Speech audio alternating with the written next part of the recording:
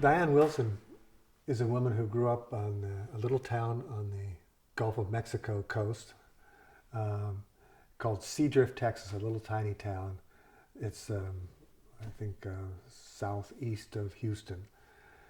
And in Seadrift, Texas, is almost all the people there are involved in the fishing industry.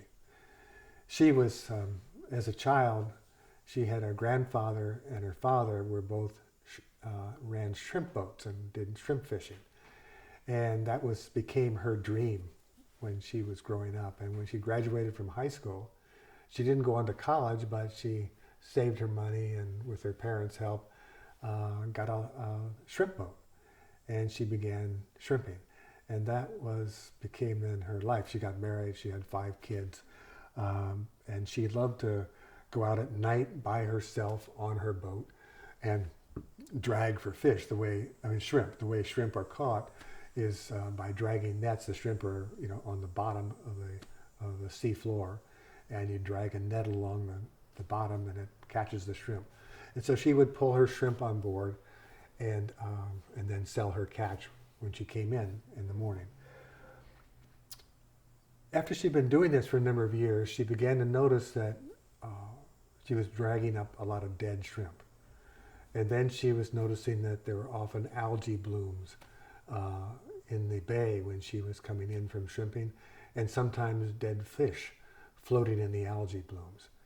And she began to think, because of the dead shrimp and the dead fish, that something was wrong in her environment. And she decided to start researching what the heck it was that was causing this problem. This should not be happening, right? And there's a long story here, but it's the gist of it is that she discovered that out around this little town of Seadrift, Texas, which she also found out was named one of the most polluted communities in the entire United States. I mean, how could that be? A little fishing village. Well, the reason it was, and what she found out, was that out around Seadrift, Texas, some big corporations were out there. Dow Chemical, Formosa Plastics, Union Carbide, Alcoa Aluminum, huge chemical companies.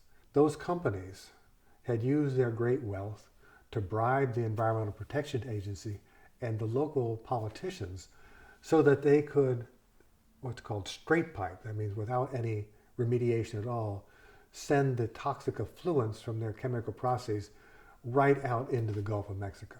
Connecting the dots there was not particularly hard. She found out that those toxins from those big plants going to the Gulf of Mexico was killing the shrimp and poisoning the fish. And there was another thing that was going on. There was a very high rate of cancer among children in little Seadrift, Texas, all because that they were being now inundated with chemicals. Diane Wilson decided to do something about this. And she tried to go to the papers and the town council and this places and start to raise the alarm of what was going on. They wouldn't listen to her. They would not listen to her. They wouldn't run an article in the newspaper. She was finding out these facts about what was causing the cancer and the death of their own resources. So she kept saying, what can I do? What can I do to get attention? And then one day she dressed up like she was a worker at the Dow Chemical plant with a hard hat and overalls. And she hitched a ride in, and then got out of this man's truck like she was going to work. And instead she climbed the great stanchion there where the Dow Chemical had its big sort of oval bubble up on top with the great words Dow Chemical on it. And then she shackled herself to the top of that tower and dropped a banner that said Dow Chemical is poisoning our children. And she got a lot of attention. I mean, the SWAT teams came, the fire engines came, all these people. They had to climb up that tower and cut her loose from where she'd shackled herself. Of course, the newspapers came.